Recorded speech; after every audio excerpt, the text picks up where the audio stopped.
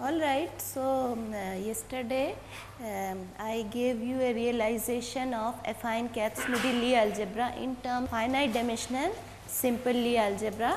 So let me write it again, and today I will describe the root system. Okay. So this affine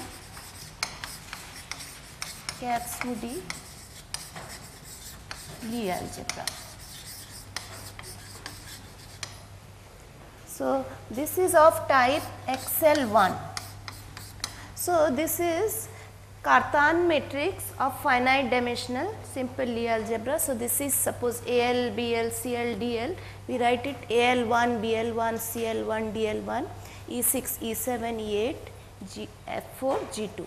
And this one is for non-twisted affine Kac-Moody Lie algebra. So this is non-twisted affine Kac-Moody Lie algebra. Okay. So we have seen what is this. So it can be realized, we can realize this in terms of a finite dimensional simple Lie algebra over complex numbers. So this is the loop algebra of G0 plus one dimensional center, and we attach a derivation d, which is T d upon dt, okay, on L G0, and it acts as 0 on K. So we have another kind which is twisted affine Kac-Moody Lie algebra. So we have Dynkin diagram. So correspondingly we have a diagram automorphism, and we take the fixed point set of those diagram automorphism, and we form another Lie algebra which is twisted affine Kac-Moody Lie algebra. We are not going into that in this lecture, okay, because we do not have so much time. So so this is the Lie algebra, and if I write and let us see what is the bracket, I will write it again. So T raised power m tensor x plus lambda 1 k plus mu 1 d. So T raised power n tensor y plus lambda 2 k plus mu 2 d. So what is this bracket? What is this bracket? We saw this yesterday. So this will be T raised to the power m plus n x bracket y plus the derivation, this will be acting on this, and it will just be taking the power out. So this will be mu 1 n T raised power n tensor y, and this will be acting here. So it will be minus mu 2 m T raised power m tensor x plus the term associated with the co-cycle psi, and that is m delta m minus n bilinear form x y and k. Okay, so this is the bracket. We saw this yesterday. All right. Now, so we will talk about the root system. Root system of L hat. All right.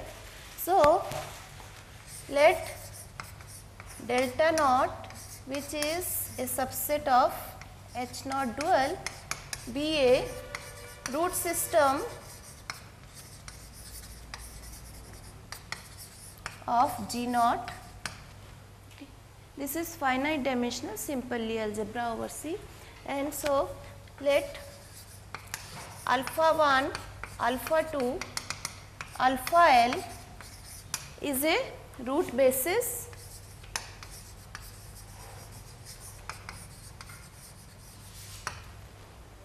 okay, and H1, H2, HL, this be a co-root basis.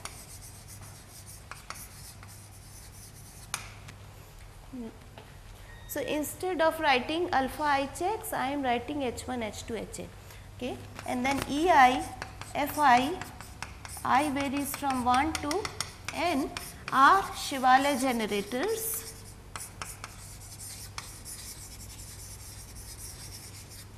of G naught. All right. So, in the finite dimensional case, we have a highest root, okay, which is unique. So, let theta be the unique highest root of G naught. Okay. So we have a root space decomposition of G naught, which we can write as G alpha dot direct sum H. Alright, so this is the root space decomposition, and what more we know that alpha is not equal to 0 if alpha belongs to delta naught here. So alpha belongs to, alpha is running over all delta naught, okay, and dimension of G alpha dot is 1. All right. So now we consider the Shivale involution of G naught. So let omega naught be the Shivale involution of G naught. So it is taking EI2, minus FI, FI2 minus EI, and HI2 minus HI. I varies from 1 to N. Okay, so these are on the generators, and of course it exists on all over G naught. So then we choose F naught belongs to, so this is G theta naught. So this is the highest root vector, and we choose it in such a way such that F naught, omega naught of F naught, since this is a complex number, it is, we can choose this minus 2 upon theta theta, okay, and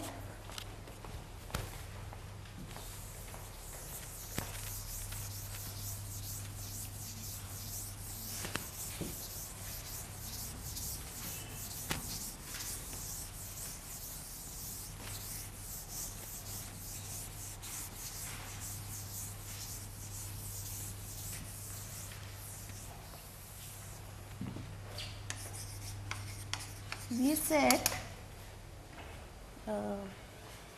so omega naught of F naught is equal to minus E naught. So this E naught belongs to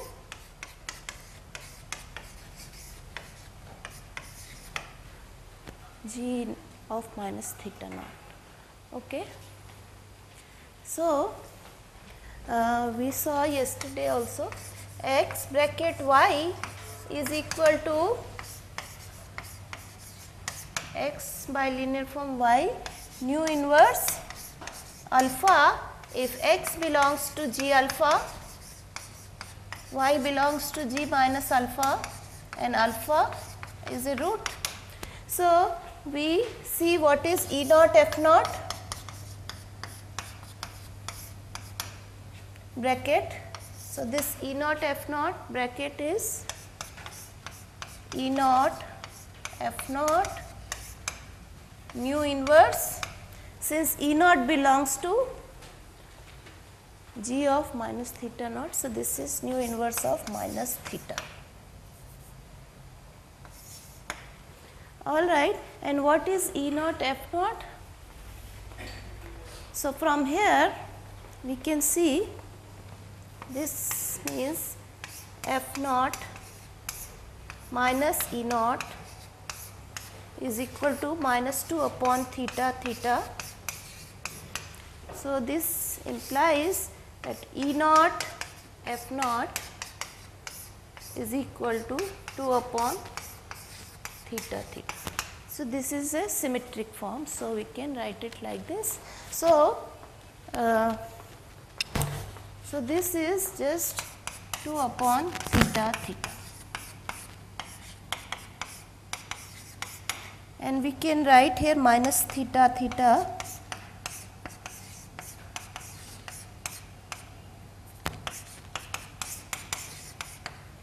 and since highest root can be written entirely in terms of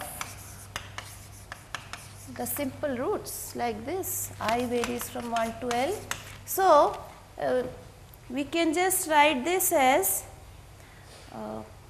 minus theta check, okay, because we saw this nu of alpha I check is equal to epsilon I alpha I. Okay, so mu inverse of alpha I 2 upon alpha I is equal to alpha I check. So from here it follows that this is equal to minus theta check. All right, so we will be using this.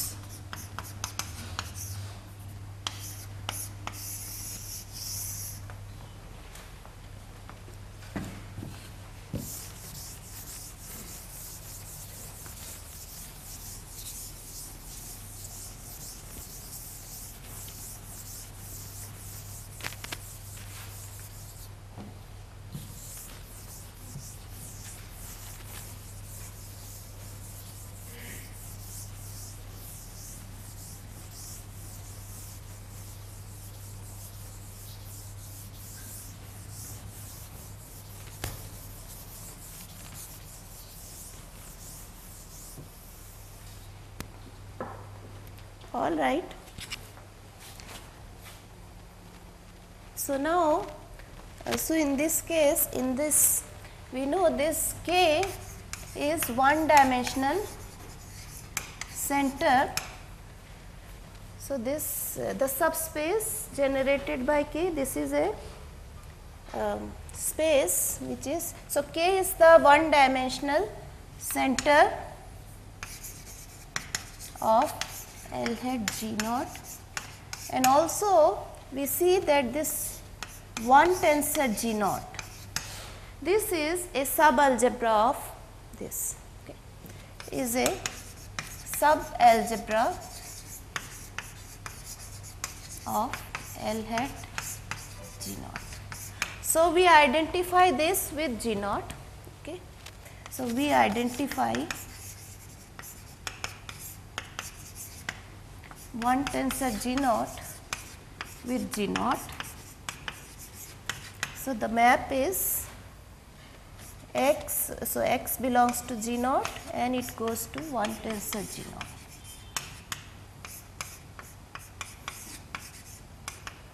All right, so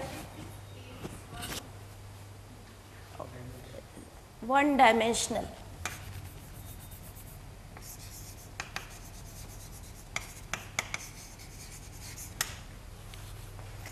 All right, so this is, we are identifying these two subalgebras.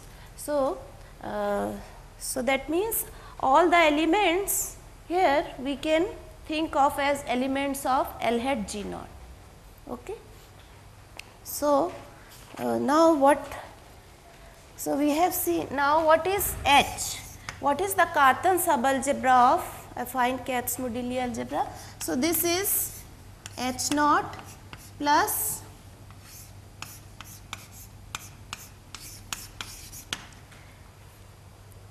And what is the dimension?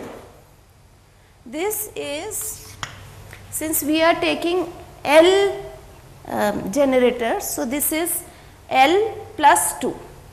Okay, this is L plus 2 dimensional commutative subalgebra of L hat G naught, and this is called the Cartan subalgebra of L G naught, L hat G naught. This is called the Cartan subalgebra of L hat G naught. Okay. All right. Now we extend all the linear functionals from H naught to H by assuming them to be 0 on K and D. Okay. So, every lambda belongs to H naught dual can be extended to a linear functional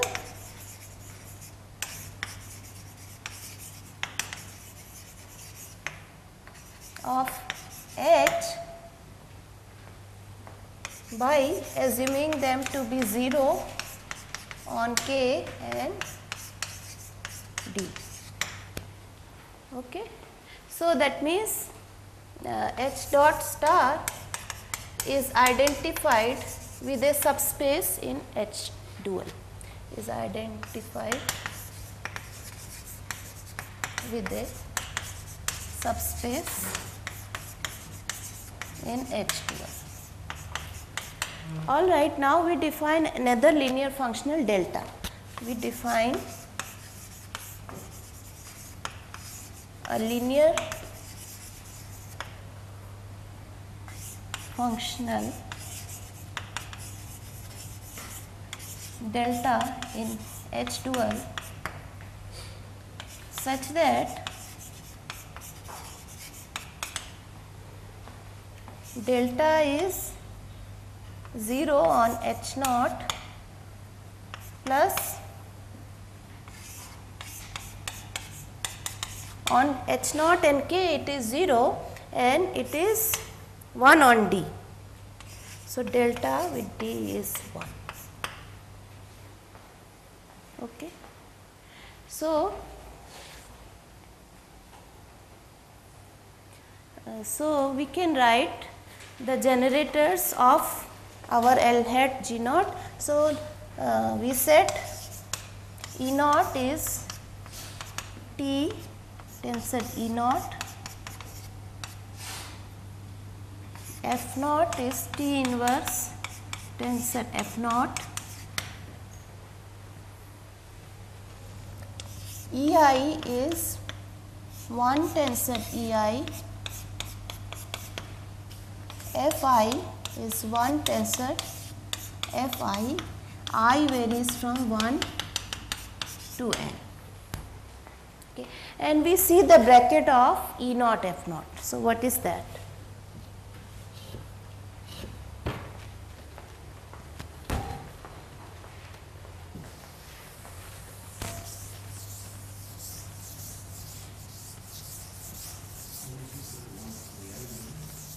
Sorry? 1 to L, yes, sorry. Thank you. L, yes.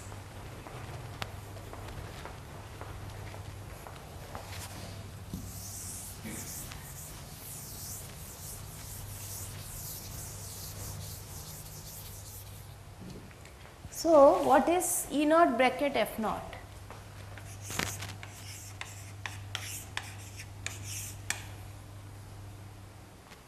So, let us see this. This is, so this bracket is in the affine Kac-Moody algebra. So, we will be using the bracket of affine Kac-Modelli algebra, which I wrote here. So, T tensor D naught, T inverse tensor F naught. So, let us use that bracket. So, what do we get? This will be just T raised to the power 0 E naught bracket F naught. So, we can write like this, 1 tensor E naught F naught plus this bracket E naught F naught, then K.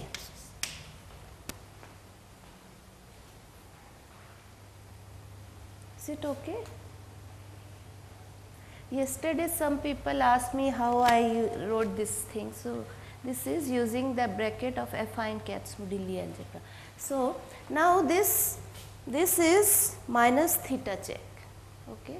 So, this is 1 tensor theta check and this is E naught F naught what is that? 2 upon theta theta. Yeah.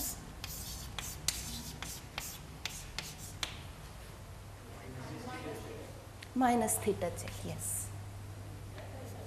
So, this is the bracket. Okay. All right. So, now what are the roots? So,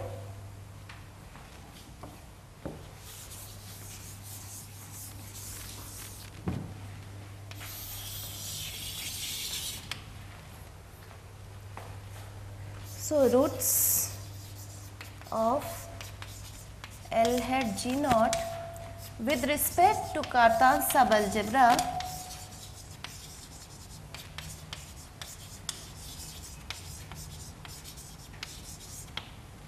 so these are the roots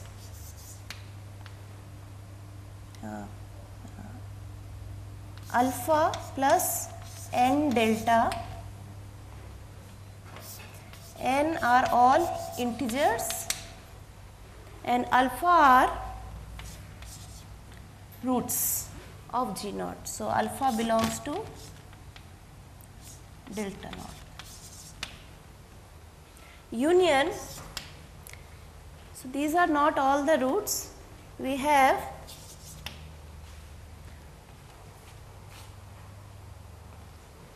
n delta where n belongs to integers, but we are not, and integers minus 0. All right. So, these are the roots.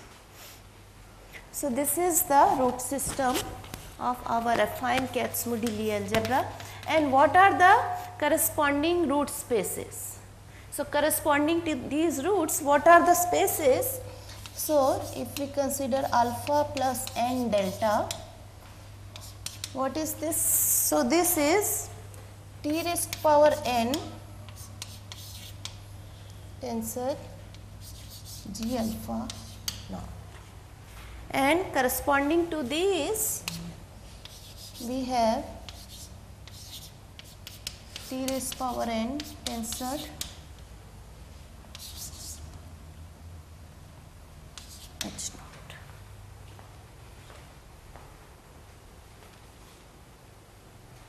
Yeah. And so, we can write the root space decomposition. So,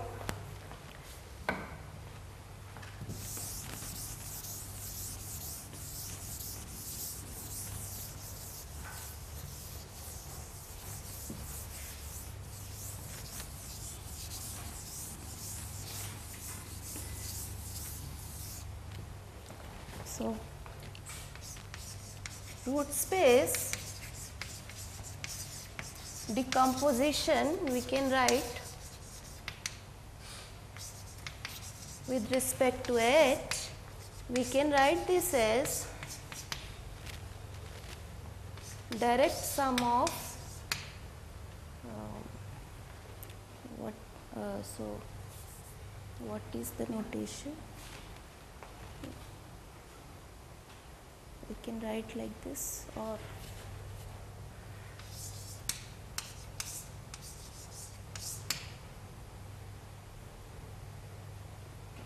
what notation is this? Call it alpha. Alpha belongs to delta, where delta are all the roots. Direct sum H.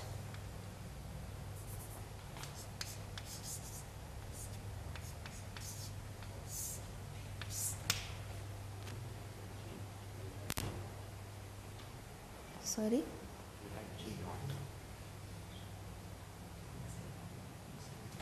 Oh yeah, G dot. Yes.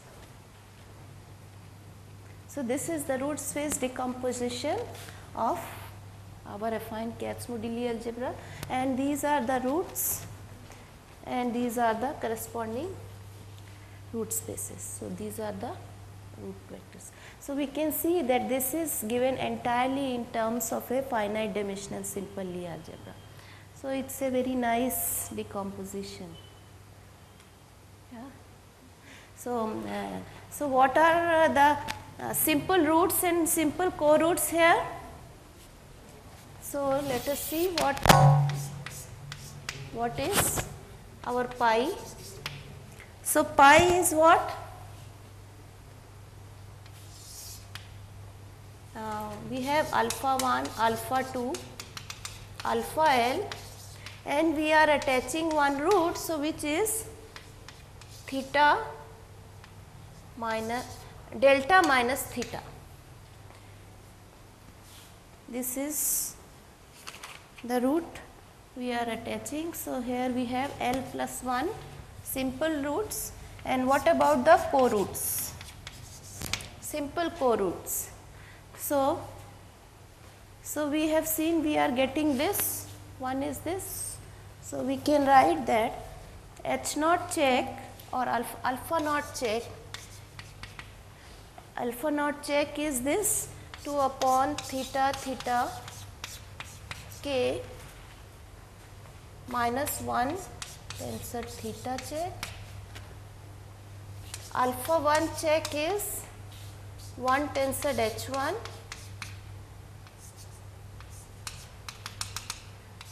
alpha n check is 1 tensor HL. L, this is also L, alpha L check. So these are the simple roots and these are the simple co-roots, and we have Cartan matrix. We can write like this: alpha I check, alpha j, and ij varies from now 0 to L. Okay. So this is L by L matrix. All right. One can check that H pi check is a realization of this. One can check that these are linearly independent, these are linearly independent, and so dimension of H is what we have to see. So dimension of H has to be 2n minus rank of A, right? 2L, 2. So n here is L plus 1. So 2n minus L, which is 2 of L plus 1, and rank is L. So this is L plus 1, L plus 2, L plus 2. So this is okay. So this H pi check is a realization of A.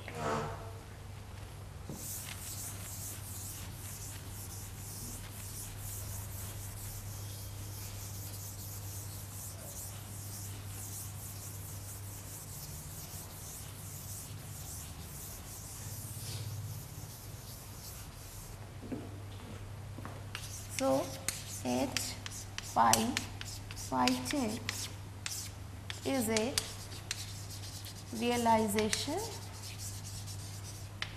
of A. Now, so in affine Kac-Moody algebra, we have imaginary roots also. Like in finite dimensional case, we don't have imaginary roots. In this case, we have real roots and imaginary roots. So these are real roots and these are imaginary roots. So let me tell you exactly how we call a root to be a real root. So a root alpha is called a real root if alpha can be written as omega of alpha I, where omega is a Weyl group element, alpha I is a simple root. So this is a Weyl group element and alpha I is a simple root. Okay. I define it yesterday or day before? Day before, yes. Yeah.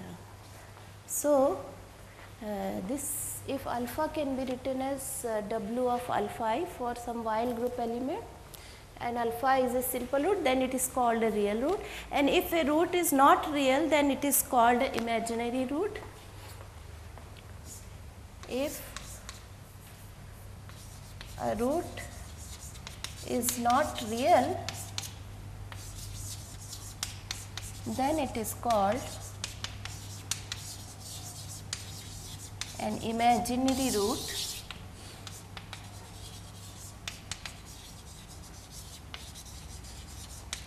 Okay.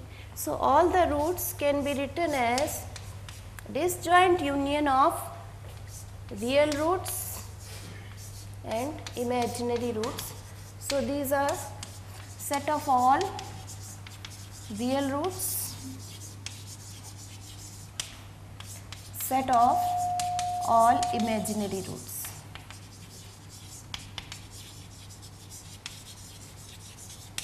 Okay, so and it is a disjoint union. So this is a disjoint.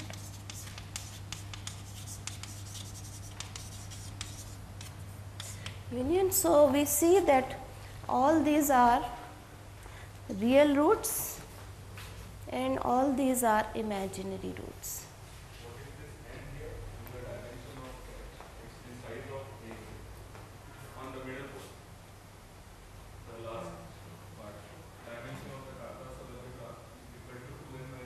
N is the size of the matrix, n by n matrix. L is the rank and n is n by n matrix. We are starting with generalized Cartan matrix. Yes. And we get that back with it. The A is the matrix we had started with. So no, so we started with the finite dimensional root system and then we constructed the roots of this, and then one can check, I mean, so alpha I check alpha j, that has to be Aij. That is the definition of generalized Cartan matrix that comes. Alpha I check alpha j has to be Aij. So if we check that, that will be exactly our Aij. So, or we write like this. We form this and we write the matrix like this, and that is and one can check H pi check is a realization of this. Then it is a generalized Cartan matrix.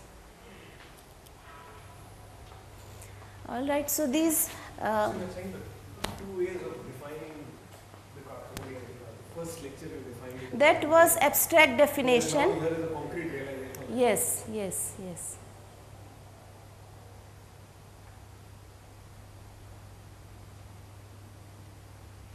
All right. So so alpha plus n delta, those roots n belongs to z, alpha belongs to delta naught. These are real roots and these are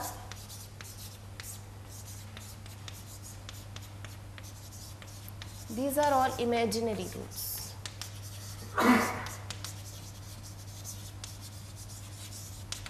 So in case of finite dimensional Lie algebra, we don't have imaginary roots, we have only real roots. Okay. So let me define briefly normalized invariant form also. So we have already seen standard invariant form. So let me just define quickly.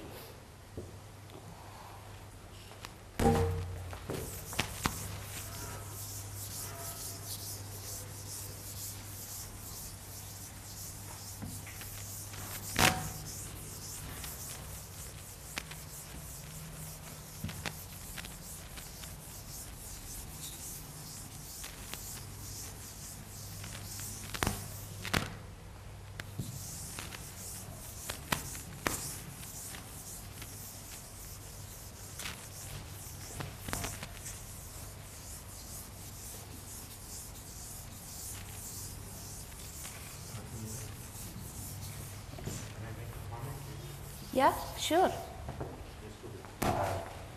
So in reply to Sripad's question, see this matrix. So your question was, where is this? What is this matrix here, right? So if you start with the underlying any finite dimensional, then we gave a description of extending that Cartan matrix by one column and one row. That's we call the extended Dynkin diagram and extended Cartan matrix to be defined. This says. But there is no unique way. No, we saw in that exercise there could have been many ways to extend it. Correct. There could have been many ways to extend it. That's correct. But take it to be the extension that I defined, attaching that minus theta to be the. See, there are some other comments you can make. In reply to this, there are many ways to extend it. If you look at it another way, it is recovered as, see, if you extend a given Cartan matrix in some other way, it is the extension in the standard way of some other thing. Okay, there is that possibility. There is another possibility which is called short optimization, but never mind. For the moment, let's ignore that complication. If we just say start with a finite dimensional Cartan matrix, let's start with a Cartan matrix, indecomposable, which corresponds therefore to a semi-simple complex simple finite dimensional complex Lie algebra. Then you extend the Cartan matrix by attaching that minus theta, and then you produce a generalized Cartan matrix, and this CA is that. Yeah. All right. So normalized invariant form.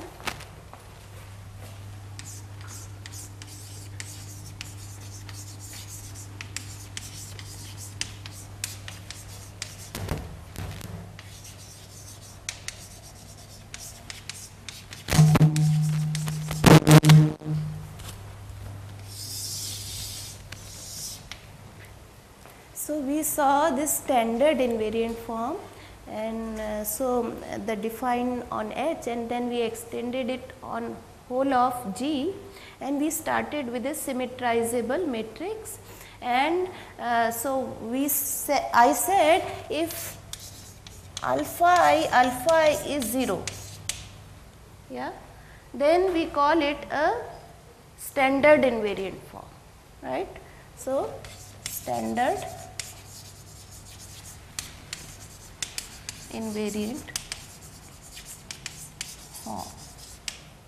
So in case of a finite dimensional simple Lie algebra, if we take this standard invariant form, and if I normalize this condition by putting alpha I is equal to 2 for all the long roots, then we call it a normalized invariant form for a finite dimensional simple Lie algebra.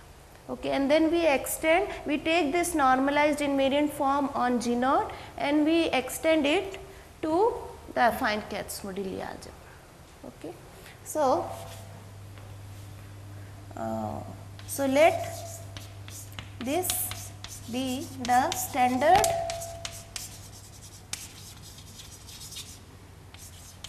bilinear form on G naught and normalize by the condition standard invariant bilinear form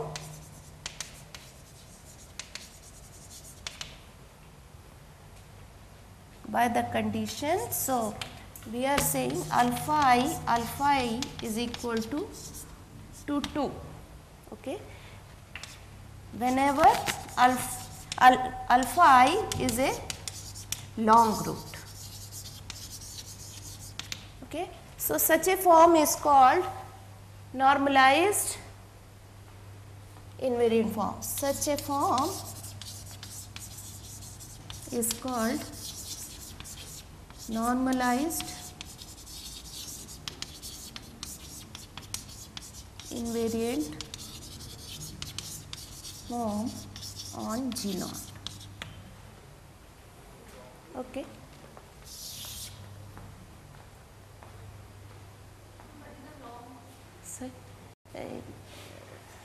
So, in the finite dimensional case, if you look at the Dynkin diagram and you see there is an arrow.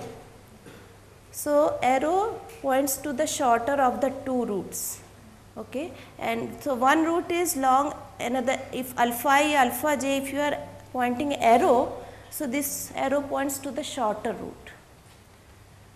So, there are long and short roots. So, this form is called normalized invariant form and we use this and extend it to all over L hat G naught.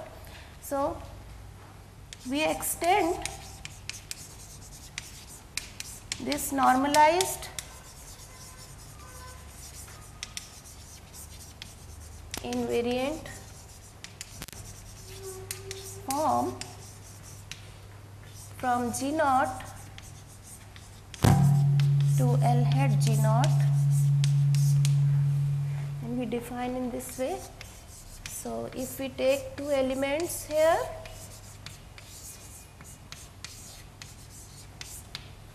okay. Yes, yes. Okay. So, this we define as residue of T inverse PQ XY, PQ belongs to L, XY belongs to G naught. Okay. And then we take K and D, this on the loop algebra, this is 0, K with K is 0, D with D is 0, but K with D is 1. Okay, so this is this form is non-degenerate symmetric bilinear and we have to check the invariant property. We can check that. So, this is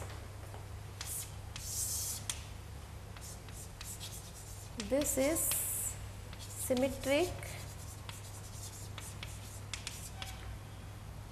non-degenerate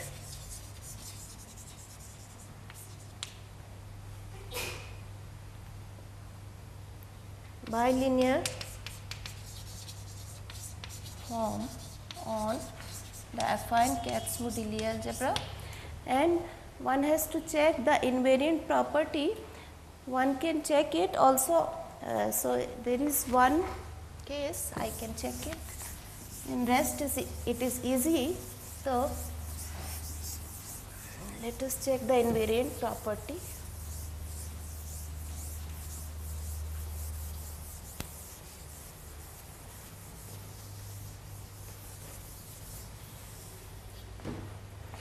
So invariance property, if we check, suppose we check this P tensor X, Q tensor Y, and we want to prove that this is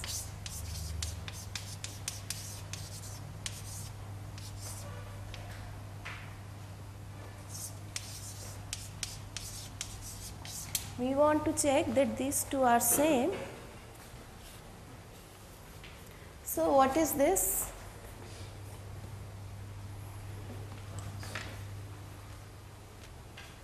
So here we will use the bracket of affine Kac-Moody Lie algebra. So this is D. So here bracket is, this is PQ tensor X bracket Y plus psi of this X comma Y, X bracket bilinear form Y. So that is phi of dp upon dt q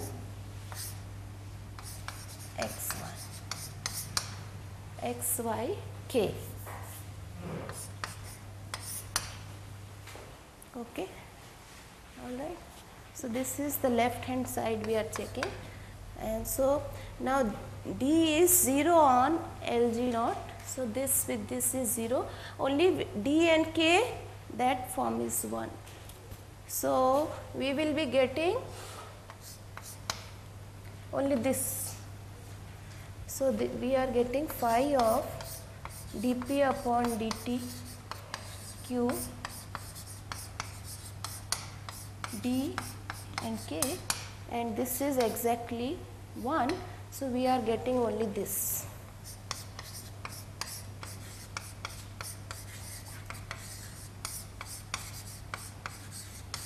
So this we are getting on the left hand side. How about on the right hand side? So we want to check whether these two are same. What are we getting on this right hand side? So this is d is Td upon dt. So this is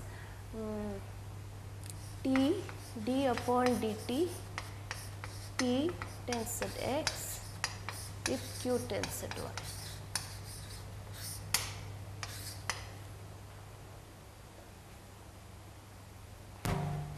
And this is just the bilinear form in, so this multiplied by this and this bracket. So this is just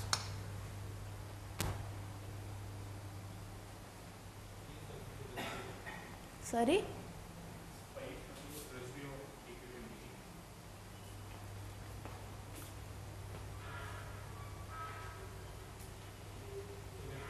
This is phi of this xy. This is phi of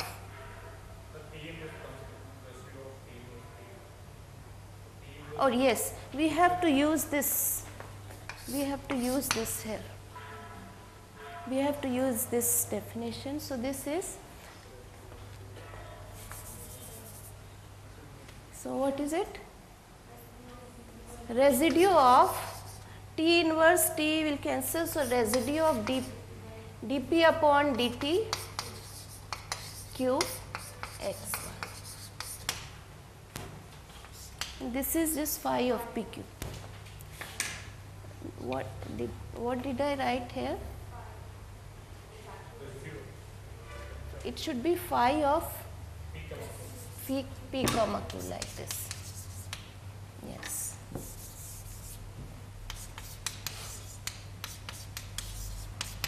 So this is also phi of P comma Q xy.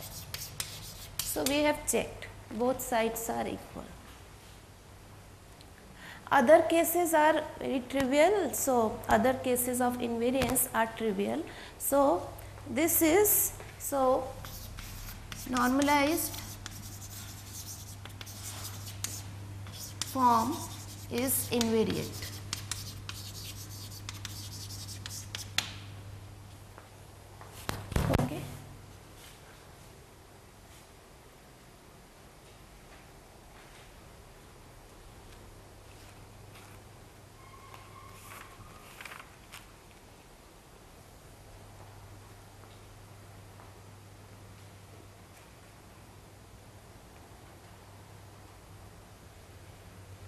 Okay, so now I will define highest weight modules over Kac-Moodley algebras, whatever I can do.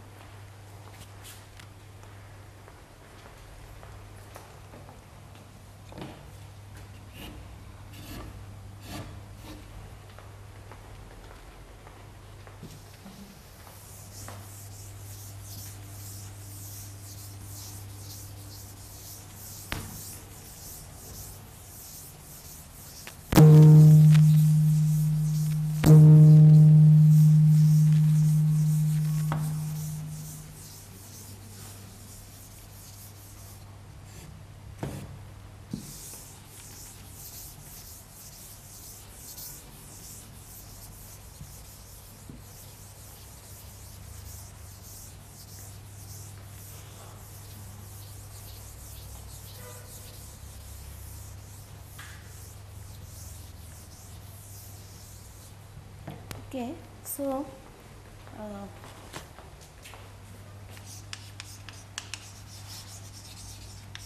highest weight modules over Kac-Moodley algebras.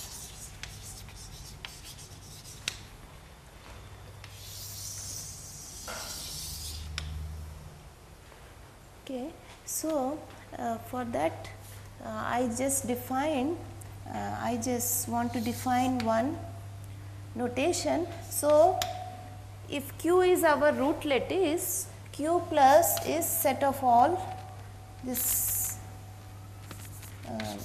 Z alpha I varies from 1 to n. Shall I use this notation or from 0 to L, whatever. So this is for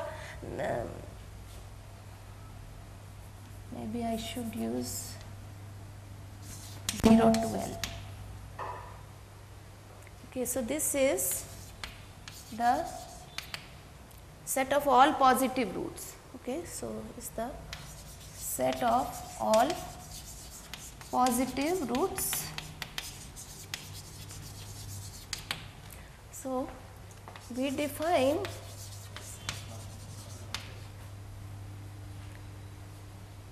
it's the set. So from Q, so these are, so these are all linear combination of alpha is Z plus, sorry, Z plus. Okay. Yes. Okay. So now we define a partial ordering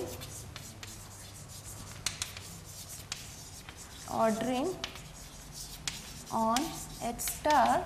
So lambda is greater than or equal to mu if lambda minus mu belongs to Q plus.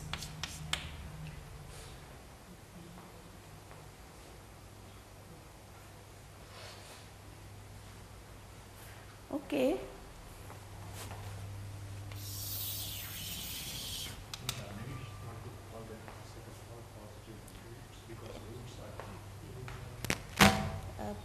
Okay. Okay, I should not say it anything. So yeah, it's just a notation. Okay, okay, yeah. So if Q is the root lattice, this is the notation for Q plus. I should not write. Yeah, that is the best way. Okay, so we define a partial ordering on H dual by this. If lambda minus mu belongs to Q plus. All right. Now we have seen that suppose GA is a Kac-Moodley algebra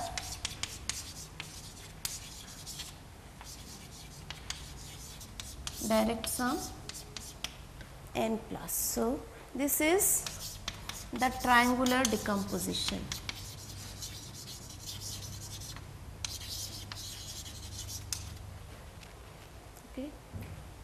This is the subalgebra generated by Fi's, this is the subalgebra algebra generated by EI. This is the Cartan subalgebra. And so what can we say about the universal enveloping algebra of GA? We consider how we can write U of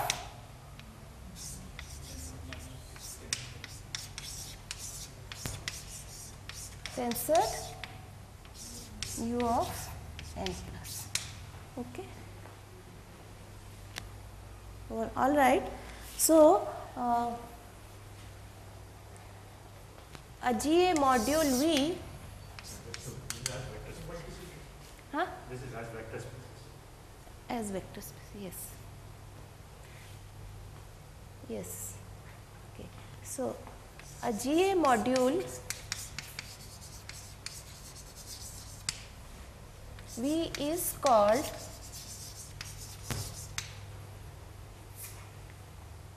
H diagonalizable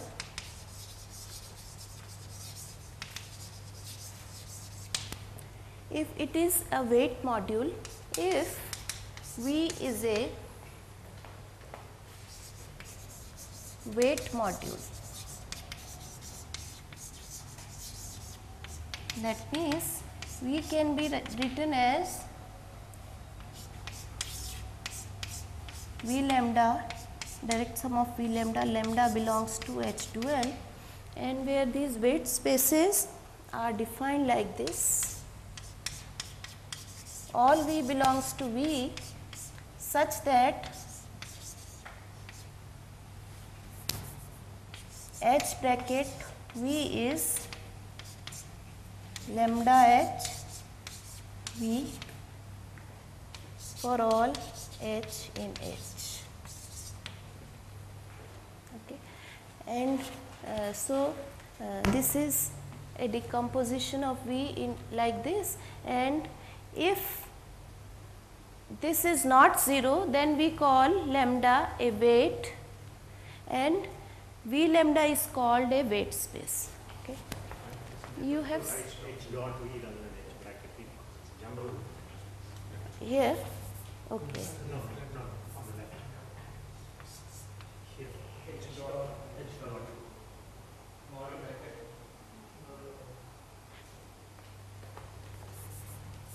Yeah.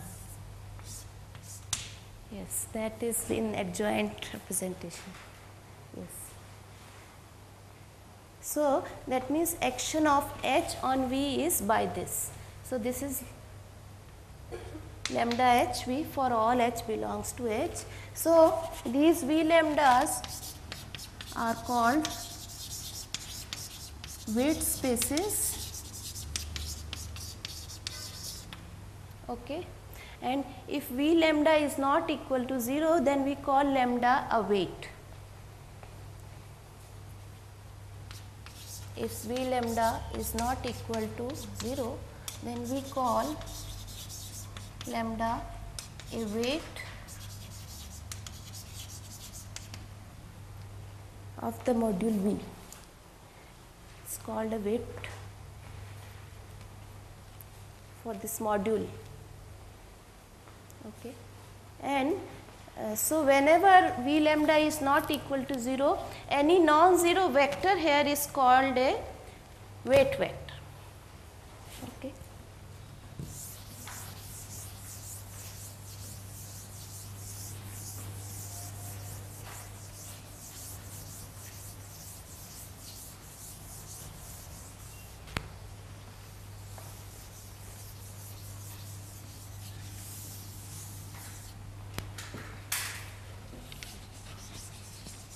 Whenever lambda is a weight,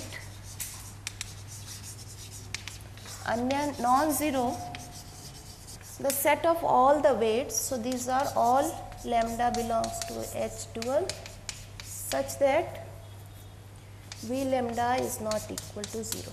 So this is the set of all the weights.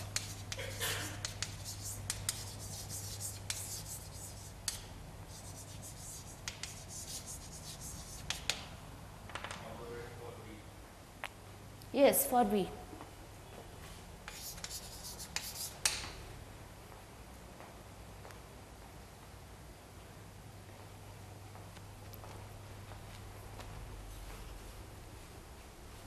and we introduce one more notation for lambda belongs to H dual. We say d lambda, these are all the weights. So these are all those mu in H dual such that mu is less than or equal to lambda.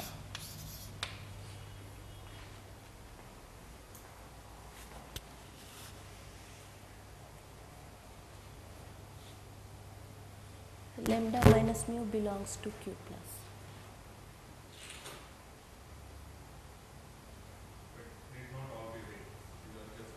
This I am defining for all, but these may not be weights, all of them may not be weights, yes. So now we have a category O. Category O is defined as, Just a minute, before you just write, is that partial ordering on H star or is it on this Q? on H star, on H dual.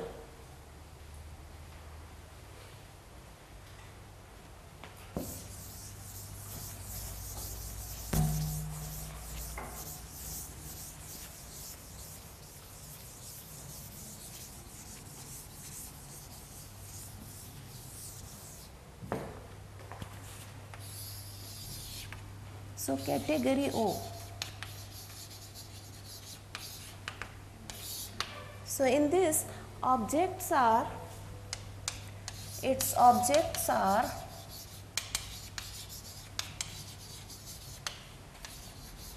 GA modules V, which are H diagonalizable,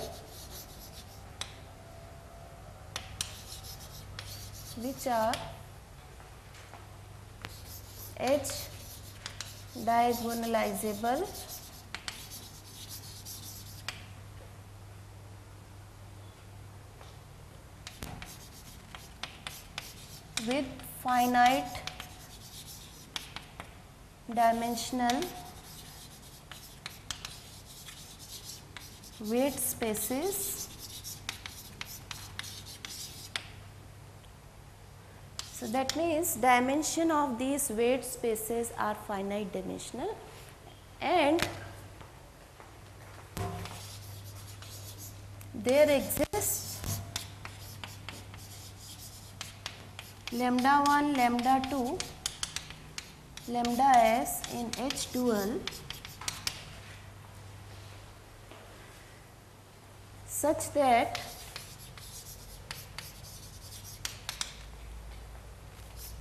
PV is contained in union of I varies from 1 to S d of lambda I. This I have defined there. So d lambda I, all those mu in H dual such that mu is less than or equal to lambda. So these are the objects. This category. Sorry? No, these are all the weights which are less than or equal to lambda. No.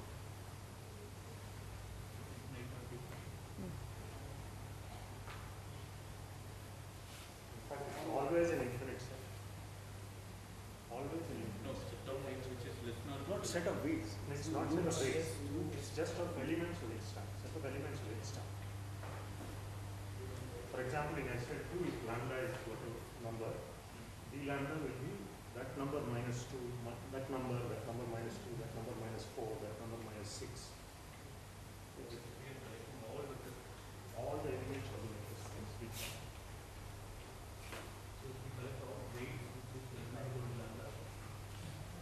All elements of H star.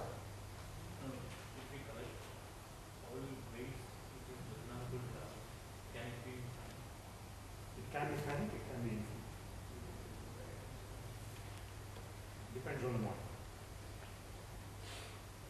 So these are finite number of sets. These are finite number of lambdas. There exists finite number. These no, so the highest weights are one particular example here. So these are all those modules which are firstly H diagonalizable and with finite dimensional weight spaces. This is very important. Weight spaces are finite dimensional and the whole, this all the weights, they are contained here. Okay, and and morphisms are homomorphisms of these modules, G modules, GA modules.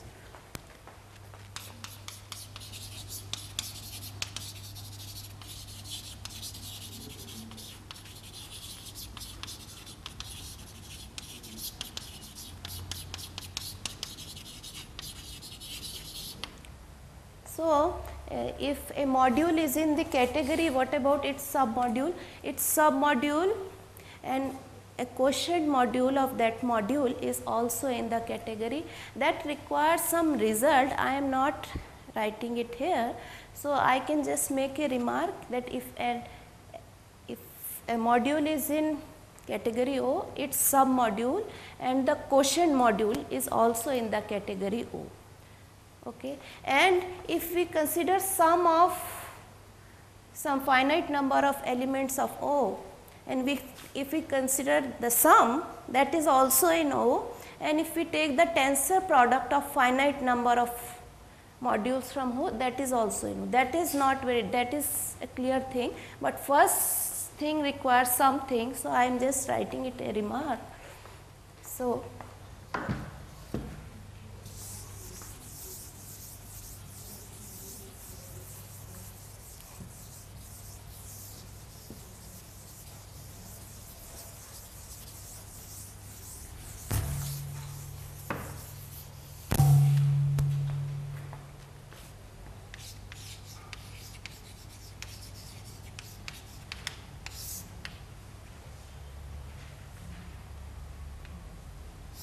a submodule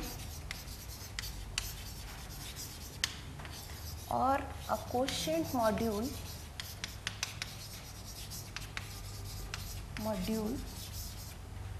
of a module from O is also in O. Okay. So, this is one thing. Another thing is sum and tensor product of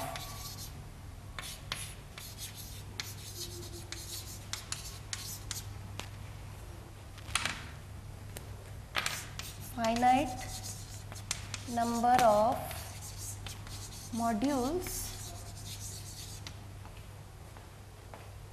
from O is also in O. All right. So, important examples from this class are highest weight modules. So, let me just describe that.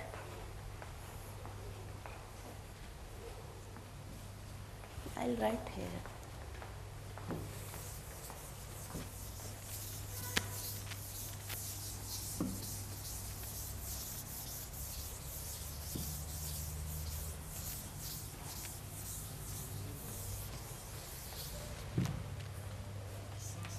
Highest weight modules.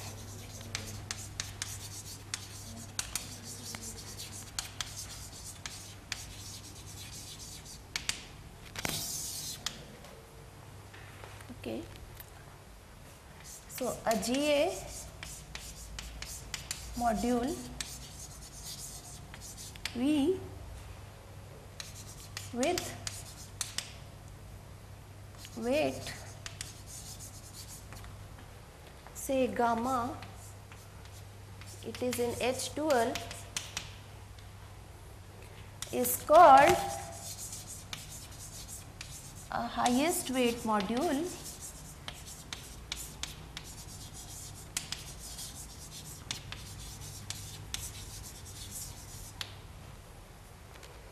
if there exists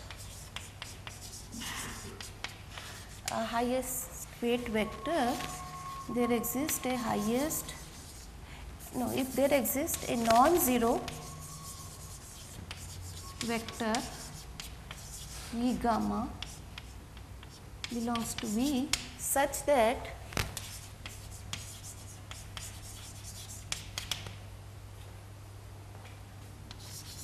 n plus on V gamma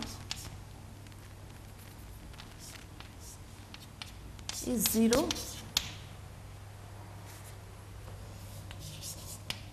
h of V gamma is equal to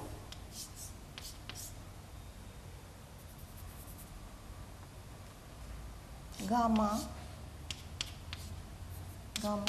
h V gamma for h in the Cartan subalgebra, and UGA of V gamma is equal to V.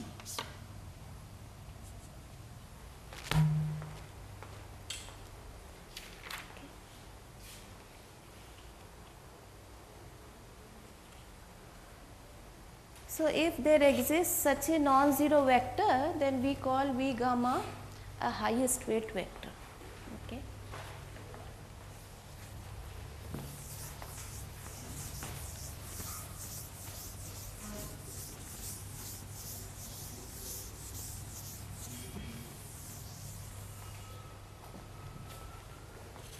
So, V gamma is called a highest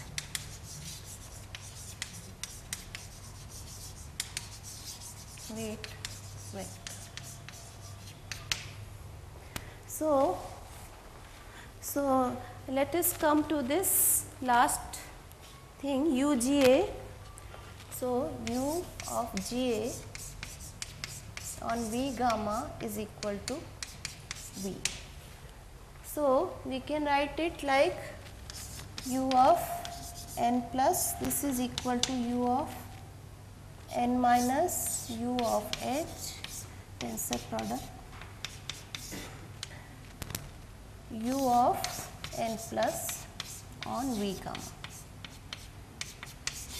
Now, n plus is acting trivially on V gamma, so this action is just 0 because of this 1. 1 and 2. So, because of 1, this will be trivial action, and H is acting on V gamma as just by a multiple of V gamma. So, this will be just V gamma. Okay. So, this implies this is equal to, this exactly is equal to U of n minus V gamma. So, this is equal to V. This follows from 1 and 2. Yes.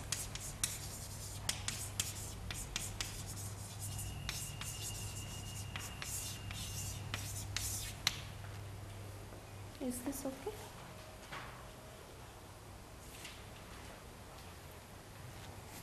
So, from here what can we conclude? We can conclude that V is direct sum of V lambda such that lambda is less than or equal to gamma. Because, so what are the, so ni's are coming, these are the f1, f2, fn, right. So, if we write the elements, so what are the weights here? What can be the weights here?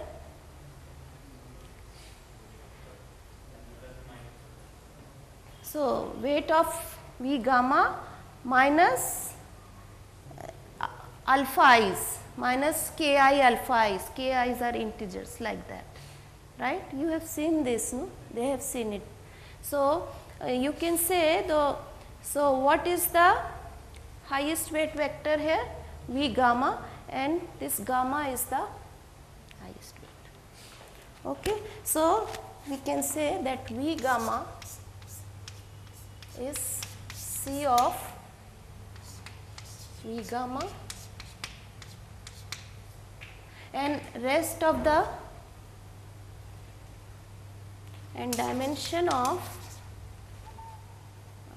rest of the weight spaces are finite. Okay, so we have seen that these highest weight modules are in the category O. Okay, because these are weight modules and weight spaces are finite dimensional. So these highest weight modules belongs to the category O. Belongs to O. Okay. All right. So we call it a Verma module if it is a quotient module of m lambda. M gamma, such a highest weight module is called a Verma module.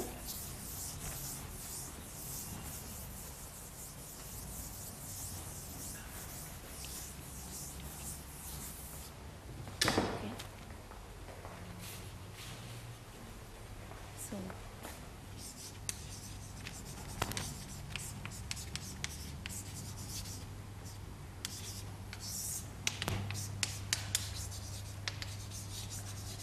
a highest weight module m gamma with highest weight gamma is called a Verma module.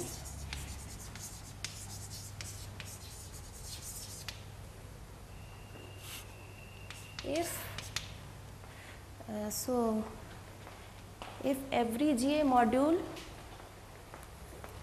if every GA module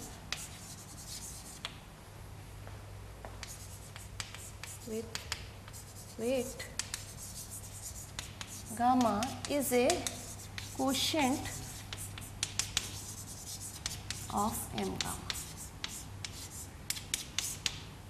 then it is called a Verma module.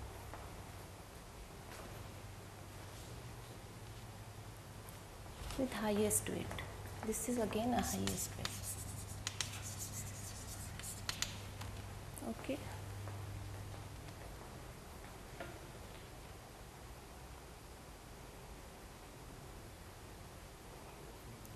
So for every gamma belongs to H dual, we have a unique up to isomorphism Verma module. Okay. And if we have a Verma module, there exists a unique proper submodule which is maximal submodule, and if we take the quotient, so if we have a Verma module and it has a unique proper submodule, so we call it, suppose this is the unique proper submodule. If we take this quotient, then this is the irreducible module. This is the unique irreducible module with highest weight gamma. Maximal submodule. This is a unique one. So so it's a result. So for every gamma we have a Verma module first, and we have a unique proper submodule, and if we take the quotient, this is the